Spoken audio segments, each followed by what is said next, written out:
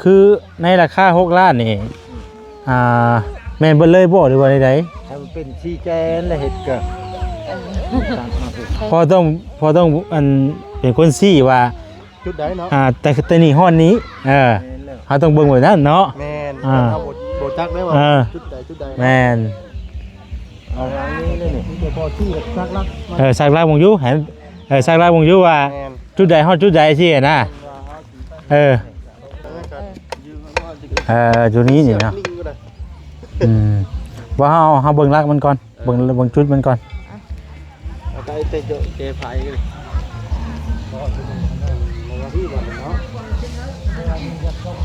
อ๋อมันบ่ลักอันนั้นน่ะแม่นบ่ลักอันนั้นน่ะอ๋อนี่ทางอันนี้น่ะ สิบักใหม่ ชี้จุดก่อนเนาะนี่จากลักนี้ไปพุ่นพี่น้องเอ้ยเนาะ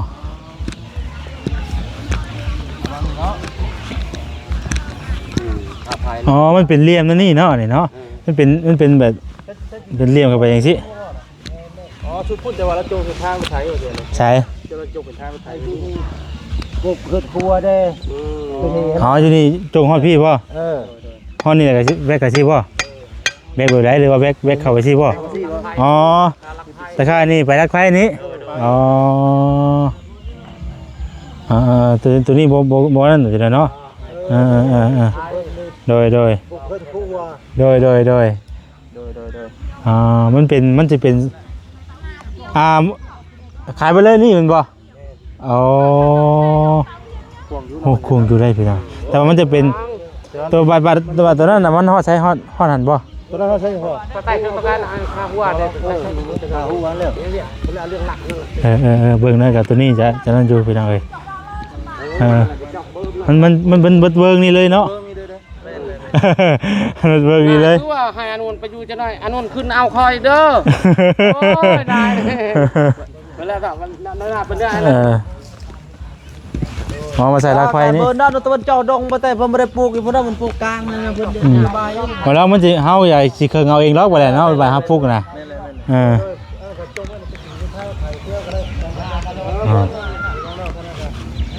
มันมีมันกะทางมันกว้างไปอยู่ทางนั้นอยู่เด้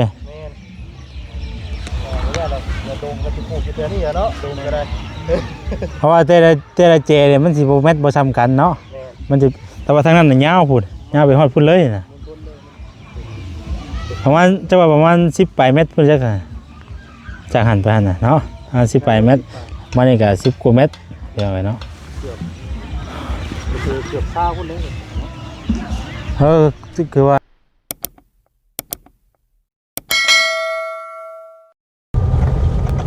เอาพี่น้องเอ้ยกำลังว่าสิเดินทางกลับออกมาแต่บ้านเบาส่วนโอ้ยเพิ่นโทรมาอีกว่ามีที่มองอยากขาย6 ล้านอีกแล้วพี่น้องเอ้ยเนาะคลิปก่อนนะเขาแจ้งไปว่าอันดินกับเพื่อนน่ะ7 ล้านเนาะวันนี้เขาก็เลยยังบ่ได้ซื้อพี่น้องเอ้ยเนาะก็เลยยังบ่ได้ซื้อวันนี้เพิ่นโทรมาหาใหม่ว่า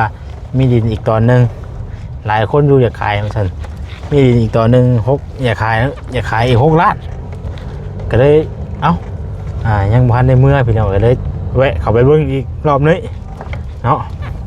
แว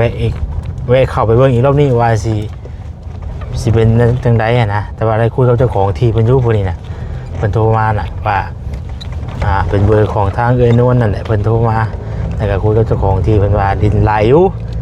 แต่ว่ามาเบิ่งตัวจริงเอาเพราะฉะนั้นนะมาเบิ่งตัวจริงนำกันสิเอาหน่อยเอาลายทำได้สินะบัดนี้ว่างบ่แซงก็เลยว่า6 ล้านนี่มันสิได้ทำได้6 ล้านดินแ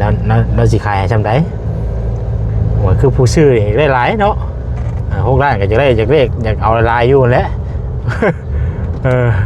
กันแล้วว่ามาว่า6 ล้านนี่ซ้ำนี่นี่เอายังว่าเขาว่ามันบ่สมควรเท่ากับทำมันบ่สมกับเงินเท่ากับขอเพิ่มอีกเนาะอันนี้มีแต่ว่า6 ล้านอาจจะกว้างๆคมหอมสำไรบาทนี่ก็เลยราคาเป็นอันละ10,000 ปลายนะที่ผมได้บอกแล้วนั่น15,000 บาทนี่มันก่อนนะ10 คูณ 10น่ะ15,000ก็มันก็กลัวได้6 ล้านบาทนี่เนาะกลัวเลยมันก็ประมาณ7เท่าไหร่วะ 3ตัว5,000นึงก็ประมาณ3เนาะ3 6 7 8 9โอ้เกือบ8 9ล้านบ่ได้บัดนี้จะบ่10เลยบัดนี้ ประมาณนั้นคุณได้5,000ประมาณ3ล้านได้5,000จ้ะโอ้พี่น้องเลยเนาะมันก็ดูแล้วเนาะไปเบิ่งน้ำกันอีกรอบนึงเขาก็ได้ตอนแรกคิดว่าสิบกลับเข้าไปอีกเลยก็เลยว่าเอ้าไปเบิ่งซะก่อนพอมันนี่มันก็สิค่ำเลยดิ6 โมงป่าย6 โมงก็ค่ำเลยชั่วโมงนี้พี่น้องเลยเนาะเอาไปเบิ่งข้าวเดียวจากนั้นเขาก็ได้มาฮอดเลยดิเลยว่าสิเข้าไปเบิ่งให้มันคักๆซะก่อนเบิ้งเรื่องเบิ้งนะครับเบิ้งไล่ยุเบิ้งได้แล้วแต่ว่าบัดพอเขาสิเอาราคาเพิ่มมันเปลี่ยนแปลงบัดนี้มันก็เลยเฮ็ดให้เฮานี่ตัดสินใจบ่ได้อีกบัดนี้มันบ่แม่นราคาที่เฮาเว้ากันตอนที่เฮาไปตอนนี้นี่ตอนเฮาไปตอนนี้บ่6 ล้านนี่6 ล้านซะนี่สมมุติว่าเฮาไปนี่ตกลงกันแล้วนี่เดี๋ยวมื้อนั้นมื้อนี้ขอยสินัดมาซื้อขายให้เด้อเฮ็ดใบซื้อขายให้แบบมามื้อใหม่แบบว่าเป็นได้ใหม่ไปอีกมันก็โมเมนต์แล้วเห็นเนาะไม่เสียวเนาะมันโมเมนต์เขาคุยกันเลยไปสิมันกับโบคักเลยเห็นว่าเนาะเรียกว่าบ่มีสัจจะเนาะยกคุยกันเลยเนาะจากในคำว่าคุยกันเลยคุยกันแบบเช่นนี้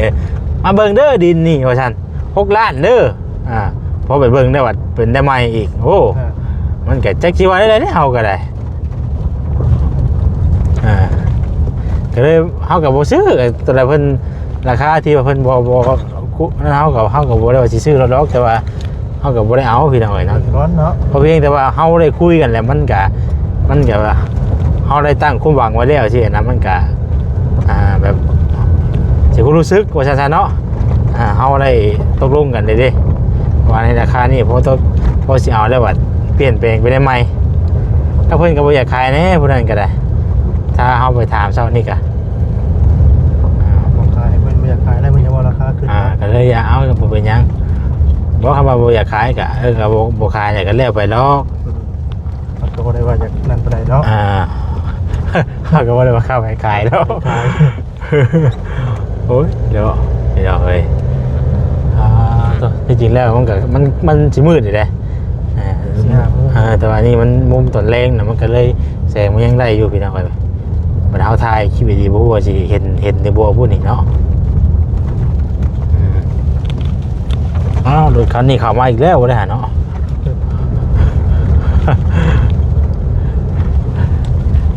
เอาไปเบิ่งก่อนคราวนึงพี่น้องเอ้ยแล้วก็จังสิกลับโห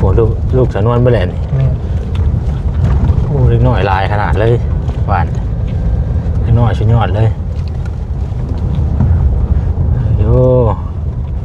บางวันจะโบเปลี่ยนใจนะ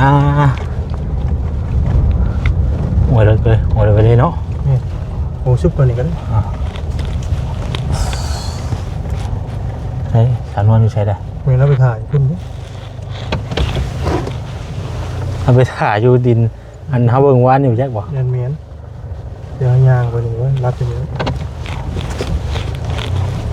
มองนี่แหละนี่รับอย่างนี้แต่ว่าลูกชาหนานอนเราอยู่นี่นะ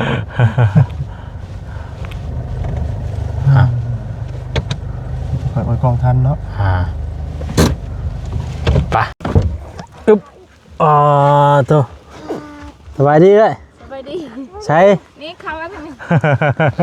กำลังว่าสีก้าไปได้อีนี่ไปได้คือว่าเพิ่นเปลี่ยนอันใจไว้แถวทางนั้นอันเฮือนเราน่ะจักไว้โอ้ยเนาะ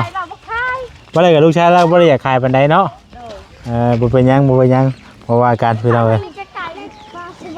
สบายดีอ้ายยังน่ะมาได้ใช้น่ะมาได้เพิ่นน่ะคืนน่ะไปเอาเลยมารอบคำคือเก่า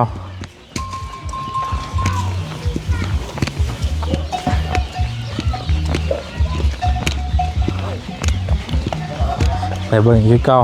พี่น้องเอ้ยมองที่เฮากายมองมีเฮือนหลังน้อยๆน่ะบ่เอ้ยเออ พ่อกันอีกแล้วคนพากันนั่งพิงพื้นพิงไฟได้พี่น้องเอ้ยอากาศยามหนาวเลยเบิ่งไปเบิ่งน้ำกันคือเก่าพี่น้องเอ้ยเพราะว่ากำลังวันสิกลับแล้ววันนี้เพิ่นโทรมาบอกว่ามีทีมาอีกเนาะก็ได้กลับมาเบิ่งอีกพี่น้องเอ้ยว่าสิเป็นจังใดเนาะพี่น้องเอ้ยเนาะเด็กน้อยพากันดินลึกยางพี่น้องเอ้ยนี่เนาะต้องแบบว่าสตีตะกี้ดีดอยเนาะลึกยางมากระติ้วพี่น้องเอ้ยตอนนี้กันเนาะป้าใช้อยู่ใช้น่ะเราไปเอาพ่อเราก่อน อ๋อ รถจักรเขาเดียว โดยอ๋ออยู่หม่องนี้เนาะบัดที่ตัวที่เฮาไปเบิ่งว่านี่เพิ่นว่าเท่าใดกับวันนี้น่ะ10,000เท่าไหร่ พอ25,000 25,000บัดนี้25,000บ่คือว่าในใด25,000ได้15,000 25,000 อ๋อ25,000บ่แม่น15,000เนาะพี่น้องเอ้ยมื้อนี้กันหลังนี้ก็สิฮักสิเพบ่ได้เนาะเอิ้นบ้านชาตินังนี้เพิ่นอยู่เฮือนอยู่บ่เจ้าของเฮือนเพิ่นนี่ ของเขียนบ่ โดยถือว่ากว้างอยู่เด้แต่ว่าที่นี่ก็กว้างอยู่เนาะแล้วก็มันก็แปลนอยู่เนาะกว้างพี่น้องเอ้ยนี่เนาะมันก็บ่ได้ไกลกับหม่องที่เฮาไปเบิ่งเมื่อวานนี้เนาะมีโอ้ดูว่าแมทมาเลยเนาะในรถเดี๋ยวให้เพิ่นชี้จุดก่อนก็ได้ให้เพิ่นชี้จุดว่าฮ้อนนี่แต่เฮาจังเอาแม่นมาแทงเบิ่งบัดนี้ว่ามันสิได้หลายปานใด ต้องขี่แม่นมาก ดินแล้วน่ะหลายอยู่แต่ว่าเฮาบ่ฮู้ว่าเราสิขายให้เฮาน่ะเท่าใดจักเม็ดคุณจักเม็ดเนาะ มาเด้อเด้อ เลย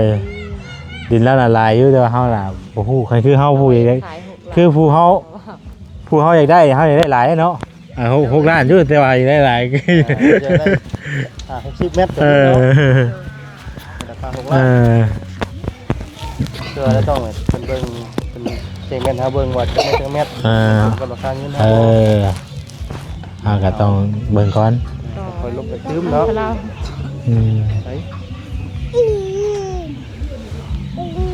นี่เจ้าของเพิ่นลัง ใช่อ๋อใกล้แล้วไฟฟ้าพอดีเลยเนาะดีแล้วใกล้ผ้าอยู่เนาะไฟฟ้าพอดีเลยสบายดีเด้อพ่อเด้อโดยดินพ่อบ่นี่ดูว่าได้นี่บ่แม่นบ่ดูใกล้กันมึงแน่เพื่อนเพิ่นผู้นี้กันพี่น้องเลย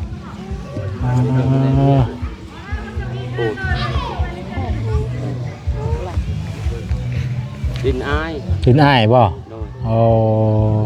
นี่ไผจะมาอยู่นี่น่ะเอ้าเจ้าบ่เพื่อนเจ้าบ่นี่น่ะสายโสดว่าได้ไว้ได้เนี่ยได้ลูกได้เมียแล้วลูกเอ้ยได้เคยได้ภัยแล้วแต่ว่าอยู่เนี่ยอยู่ผู้เดียวคือได้มาอยู่ผู้เดียวบัดนี้ป้าเมียป้าบ่แม่นป้าเมียบ่บ่เมียป้าโอ้ยเนาะแน่นอนอยู่ผู้เดียวโดยลูกแล้วเหรอลูกกันพุ่นแล้วอยู่พุ่นแล้วเขาบ่ได้มาอะไรก็คือถ้าเป็นสายโสดเนาะดูผู้เดียวลูกเอ้ยท่านนอนร้านลงไปอยู่นำร้านมึงอะไรอยู่ผู้เดียวนอนผู้เดียวอยู่ผู้เดียวเนาะโดยโอ้ยพี่น้องแล้วเพิ่นก็อาศัยให้อยู่เนาะบ่ดินเขาเองมันมีส่วนของเจ้าเห็นบ่มันเป็นส่วนอยู่เห็นบ่พ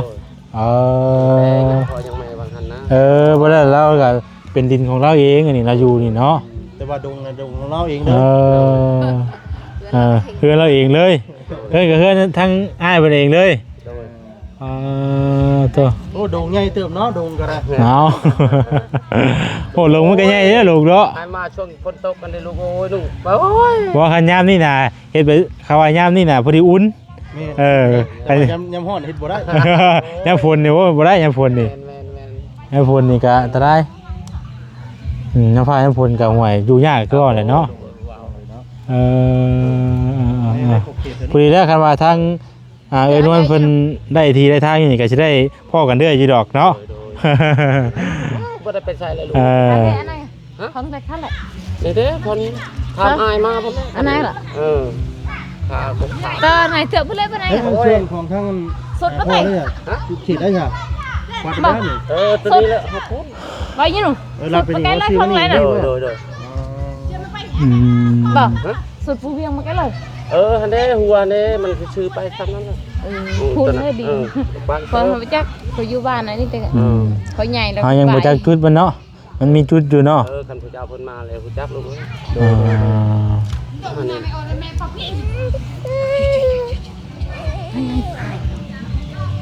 เพราะว่าตัวนั้นก็ราคาเพิ่นขึ้นอีกได้พี่น้องเนาะก็เลยว่าก็เพิ่นจะบ่อยากขายแน่เนาะเอาก็คือว่าอะไรคันว่ากับเพิ่นก็บ่ได้ว่าคิดลังเลอยู่นะแบบว่าบ่อยากขายนำแน่นะเฮาก็บ่เป็นหยังว่าเราพากันอีกนะ คนน้อยอยากนอนแล้วบ่จักเคยนี่คือตาเทิบแท้นี่ คือตาเทิบแท้ โอ้ยยังทันนอนอยากนอน เพิ่นตาเทิบอยู่น่ะอยากนอนแล้วเบิ่งนี่ โอ้ยลูกสาวเพิ่นอยู่กรุงเทพเพิ่นอยากขายในบ่เนี่ยก็จะเฮ็ดเดือนนานกันบ่ อันนี้เรามาเลยพอเรามา เพิ่นบ่ได้อยู่แถวนี้บ่ คนอยู่หน้า อยู่หน้า พออยู่หน้าลูก อ๋อ เรานอนหน้า ผู้สอนถ่ายลูกเราเนี่ย มาแล้วพี่เราเจ้าของทีว่ะสบายดีพ่อโดยสายอยู่แถวไรจุดได้บาทนี่ ได้เนาะ ตีไล่จริง ลูกเต่า ไปยักษ์ปะ ทางนั้นบ่ แม่ไหนไผตัดลงมาสิ ไปยักษ์ไล่ไปยักษ์เลย เม็ดเท่าเลยลงมา บ่แม่นบ่ได้มานะมีแต่ว่าให้เพิ่นชี้ว่ามันบ่ลินนี่แบบไรคือในราคา6ล้านนี่แม่นเบิดเลยบ่หรือว่าใด ถ้ามันเป็นชีแกนแล้วเฮ็ดก็ พอต้องอันเป็นคนชี้ว่า จุดใดเนาะ แต่นี่ฮ้อนนี้เฮาต้องเบิ่งไว้นั่นเนาะ แม่นเอาบ่จักได้ว่าจุดใด แม่น เอาอันนี้เลยนี่พอที่ซักลัก สักลากวงอยู่เห็นสักลากวงอยู่ว่าจุดใดฮอดจุดใดสินะคือว่าแท้เองห่วยแท้เอาลายได้เนาะแท้เองแท้เอาลายได้บ่ กระแทกแล้วจะหัวจังเม็ดเนาะ มีใครกับไม่จับ พอจุดฮอดสักไว้ก็ได้สักไว้ก็ได้เอามาจัก4อันน่ะสักไว้น่ะเอาตอกลากไว้ก็ได้เดี๋ยวว่าฉันสิเบิ่งก่อนแล้วบ้าในราคา6ล้านน่ะฮอดใช้เทียนเฮาก็ต้องอย่าฮู้ไว้นั่นเนาะอันนี้เฮาก็บ่จักสิว่าได้แล้วมันยังบ่ฮู้จุดมันเด้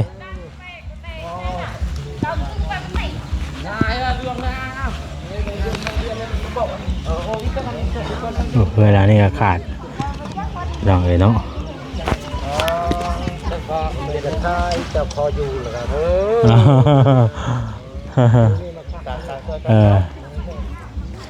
ซักตอนนี้ ให้ผมดูชุดไหน มาที่เรียกพ่อหน่อยดูอ่ะจะแต่งตีเจนเยอะป่ะ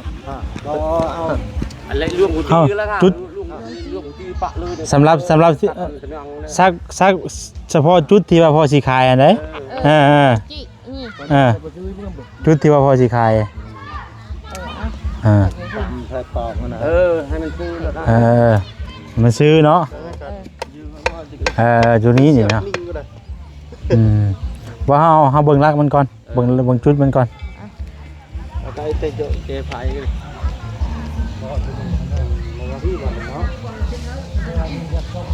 อ๋อมันบ่รักอันนั้นน่ะมันบ่รักอันนั้นน่ะ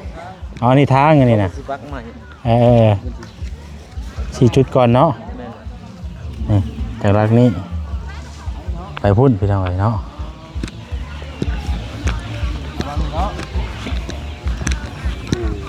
อ๋อมันเป็นเหลี่ยมนั่นนี่เนาะนี่เนาะมันเป็นแบบ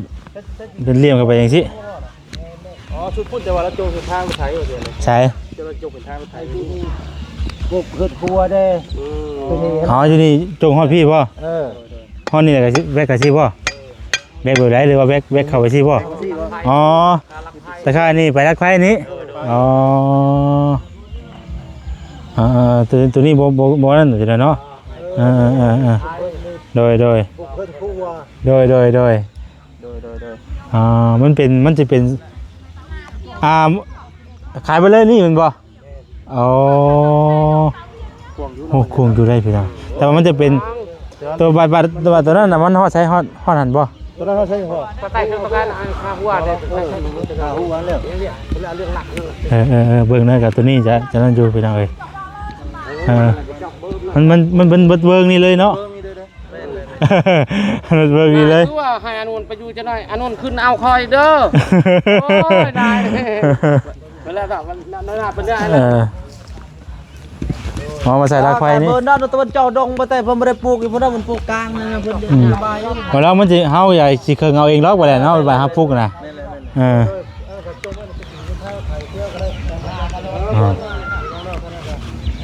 มันมีมันก็ทางมันกว้างไปอยู่ทางนั้นอยู่เด้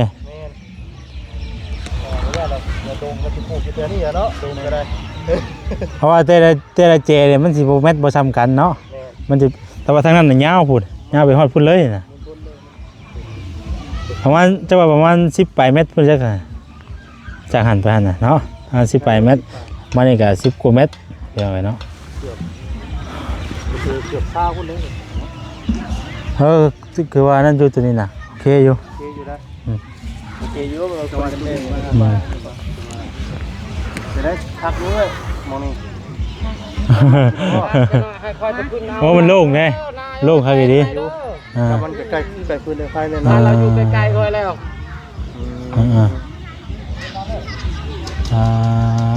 โอเคอยู่พี่น้องเนาะมันกะเนาะเลยคือว่าอย่างไรตัวนี้ใครคิดว่าตัวนี้โอเคโอเคยังเยอะแล้วนะอยู่ใส่ก็ได้นะเราอยู่ใส่ก็ได้เราคุณยายซื้อให้อยู่ใส่ก็ได้ว้าวเนาะเราก็โอเคแล้วว้าวว้าวกะลาอยู่แถวนี้แต่บ้านนี้น่ะคันว่าเฮามื้อนี้เฮายังมันค่ำแหละมื้อถ้าว่านั่นเนาะมื้อน่ะแม่นเฮานัดทางในบ้านให้เพิ่นมาเฮ็ดใบซื้อขายให้เขาขายเขานับเขาขายเขานับในบ้านนี่ได้ใบครับมาเฮ็ดใบซื้อขายให้เนาะมีดินตัวนี้มีใบอย่างข้างในบ่ด้วยได้เราก็มีใบข้างในบ่เดี๋ยวไปถามแล้วเบิ่งก่อนเรือมองหน้าอันนี้ใบตะดินมันบ่ชอบบ่รวมมืดเราเชียร์รวมมืดรวมมืดเขาเพจเชียร์โอ้แสดงว่าดินเจ้าลายดิพูดแม่เบิดขอบเขตนี่นะมันอยู่ในใบแต่ดินรวมสิวะอ๋อแล้วเสียรวมไปเลยเขาก็แยกออกเนาะแล้วซื้อแล้วก็แยกออกต่างหากเนาะโดยมึงมีปัญหาอย่างไรว่าเนาะมีแต่ว่าบ่เปลี่ยนใจได้บ่เปลี่ยนใจเหมือนมามือเนี่ยขึ้นอีกได้ขึ้นราคาได้ทั้งหมดนี่เป็น6 ล้านนะพ่อเนาะ6 ล้านอันนี้โมเมนต์ว่าลูกมามื้ออื่น7 ล้าน8 ล้านคือเขาต้องลดกันได้ราคาที่ไปเอาไปแล้ว6 ล้านแล้วมามือใหม่เนี่ยมีแต่ไม่เซินเราผู้บ้านน่ะ10,000ประมาณกันนั้นในบ้านเพิ่นมาเฮ็ดใบซื้อขายให้เพราะตอนนั้นเพิ่นกะเพิ่นเราบอกให้พ่อเฒ่าสบายเลยบ่อ๋อบ่ดีเด้อซะแฮงง่ายเลยจ้ะเนาะมีแต่ว่านั้นถามเพิ่นมือน่ะเพิ่นว่างบ่นะครับว่าเพิ่นสะดวกเพิ่นบ่ได้ขายเวขายงานหยังก็เฮาก็มาเฮ็ดใบซื้อขายกันอยู่นี้นะมาเฮ็ดเฮามาจดเด้เฮาก็ต้องมาจดเฮามาแทรกข้างแน่ได้ว่าทางนี้จักแมตทางนั้นจักแมตทางนี้จักแมตเสียนะเฮาก็มาเฮามาจดลง ใบซื้อขายข้างในสินะ โดย อ่า จะได้ฮู้เนาะพื้นที่เฮาซื้อว่า แม่น เม็ดนะ โอเคอยู่พี่น้องเอ้ยเนาะก็นั่นอยู่ พ่วงอยู่นะ แม่นเบิดโอเคตัวนี้เลยแล้วเฮาจังพังรักกว่านี้นะรักเอา กวงอยู่พี่น้องเอ้ยเนาะถือว่าเฮาเฮ็ดเป็นมื้อเด้อเพราะว่านั่นอย่ามื้อน่ะแม่นนัดกันมาซื้ออยู่นี้เนาะ แม่น นัดกันถือว่าช่วงมันก็สวยเติบโตแล้วเดี๋ยวบ่แซนโทรมาบอกก็ได้ดอกโทรมาบอกอันทางนวลก็ได้ว่าสิเข้ามาฮอดจักโมงสินะพอมื้อนี้มันก็บ่ทันแล้วค่ำแล้วเนาะ ก็ว่าช่วงเช้าตอนนั้นนี่มาเช้านี่ก็สิทันอยู่เนาะเอาตอนนั้นเลยครับ โอเคว่าโอเค ใจร้ายพ่อเอ้ย บ่เปลี่ยนใจเลยเนาะ บ่เปลี่ยนเนาะ จากรัก นี่ลากจุดมันพี่น้องเลยเนาะลากจุดนี้ไปหาพุทธแล้วก็ไปใช้ไฟฟ้าหันแล้วก็ชี้ไปพุทธเนาะ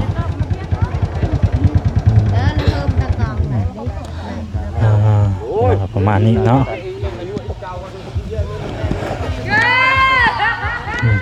ประมาณนี้พี่น้องเลยเนาะมันก็โอเคอยู่อย่างเดียวมันเป็นดินสามเหลี่ยมอาจจะบอกอะไรกันเนาะ แม่สามเหลี่ยม เป็นสามเหลี่ยมพี่น้องเลยมันจะกว้างทั้งหน้าทั้งหลังมันจะฮุบเข้าไปปักเลอนะครับว่าอะไรกันเป็นคือปักเลอดิเนาะ แม่ แต่ว่ามันก็ได้มันก็มีจุดที่ว่า นี่มองที่ว่าจุดพวกเครื่องก็อยู่ มันก็มีจุดที่ครับพูดขึ้นได้อยู่นะ6 ล้านมันก็ถือว่าโอเคอยู่พี่น้องเลยตอนแรกนึกว่าเดี๋ยวว่าบิแบ่งขายที่นะแล้วเขาจะเอามือเอาแม่นเอาอย่างมาแทกเจือ โดยคิดฮู้ว่าจะเม็ด เดี๋ยว ถ้าจริงดินพอวันฮอดพุ่นแล้วว่าเสร็จเลย เนาะ ชุดพุ่นเลยแต่ว่าเพิ่นว่าแบ่งให้ทางให้กระเจ้า ผมว่าเรากล้าปักเอารุ่นน่ะเนี่ย ให้ทางให้กระเจ้าเที่ยวใช้แล้วว่ะ แสดงว่าลินเรา เที่ยวไปให้ไปหน้า มีลายเนาะแถวเนาะจะว่าเป็นวงกว้างเติบอยู่เลยเนาะไปใช่เฮา ไปกลับแล้วครับ มืดเด้ไปโอเคขอบใจละลายได้พอเดี๋ยวมือทั้งมือเขามาใหม่เด้อไอ้เด้อมือไปใส่เขามาใหม่ ทางในบ้านมา เอานัดกันมาทางในบ้านมา ไปซื้อขายอันดันเพิ่นมีรายเงินเลยเด้อ ตัวนั้นเขาก็เฮ็ดต่างหากตัวนั้นก็มันก็เฮ็ดน้ำกันนั่นแล้วเพิ่นเอาเท่าไรค่าธรรมเนียมน่ะมันค่าธรรมเนียมต่างหากล่ะว่าบ่ ธรรมเนียมตัวเพิ่นเฮ็ดใบซื้อขายนั่น ค่าเพิ่นเส้นเป็นอย่างนั้นเนาะ ตาใบตาดินแบบนั้น ประมาณ ค่าธรรมเนียมเพิ่นค่าธรรมเนียมซะตัวนั้นค่าธรรมเนียม ดอกครับทำนี่อยู่แล้ว แต่ว่าหน่อยลายเท่าไรก่อนเนาะ ยังบ่จ้า บ่ลายเนาะ ประมาณเท่าไรใช่ ค่าได้ว่าเพิ่นเส้นนั่นแหละเนาะ แม่นบ่ได้ลายอยู่เนาะ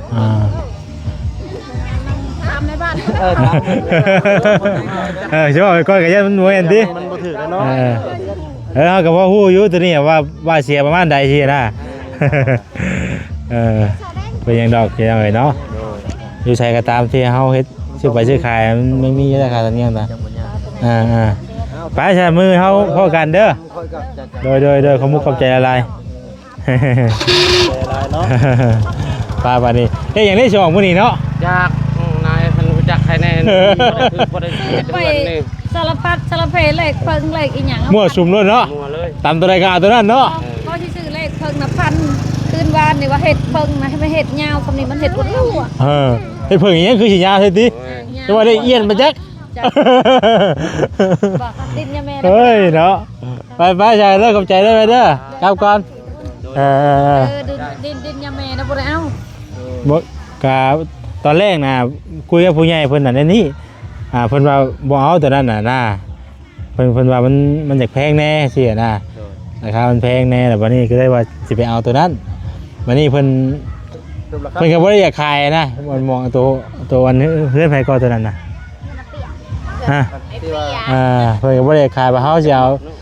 าอีกเพิ่นคือราคาอีกว่าดิ ใครแน่ลูกมึงลายนะมึงอยู่กวางๆแบบนี้แหละมันสบายมันมาอยู่น้ำหมู่ผัดเฮือนมันจีบกันเท่าไหร่จังหน่อยสิ มันอยากจ้อเนาะเนาะ มันจ่อกันมันจีบกัน คือตัวนี้มันแบบ ถือกัน มันก็นั่นอยู่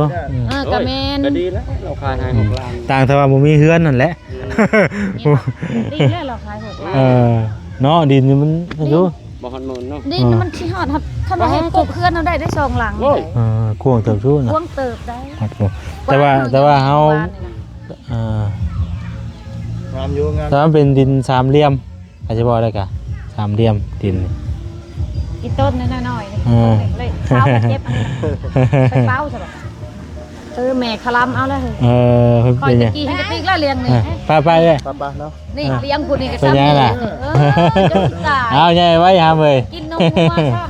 โดย ก็โอเคอยู่พี่น้องเนาะมันทำมาเบิ่งอยู่นี่ก็มันจะบ่นะมันโล่งดีเห็นบ่มันไหนมันอยู่โล่งๆอยู่เอาตัดภาพมาอีกวันนี้ก็ดูมองผักมองเศร้าเพิ่นพี่น้องเอ้ยโอ้ทางเอาเราบ่ได้มาบ่ คุยกันอยู่ ไปสามีแต่เฮาสิกลับก่อนมันค่ำแหละพี่น้องเอ้ยเนาะพอๆกันไหมเดี๋ยวจังว่ากันบอกกันเอิ้นว่าเพิ่นมื้อเดี๋ยวมานัดกันเนาะกับทางในบ้านเพิ่นให้เพิ่นมาเฮาก็สิเฮ็ดทางสิเฮ็ดไปซื้อขายหยังให้แน่พี่น้องเอ้ยเราติดตามมานํกันเนาะมื้ออื่นซะก่อนเนาะพี่น้องเด้อเนาะเพิ่นกำลังมาเดี๋ยวสิกลับป้าเพิ่นก่อนบัดนี้พี่น้องเอ้ยเนาะมื้อก็สินัดกับทางในพุ่นในบ้านเพิ่น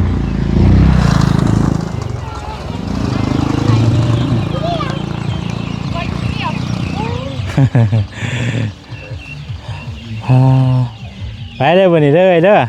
ทางวอแสนก้าวก่อนมีแต่มื้อแหละจังว่ากันเนาะมีอันแล้ววอแสนโทรมาเพิ่มเติมอีกเด้อมื้อเช้าจังว่ากันพี่น้องเอ้ยวันนี้ก็มันค่ำเลยเฮ็ดหยังมันบ่ทันแล้วลูกก็นอนเด้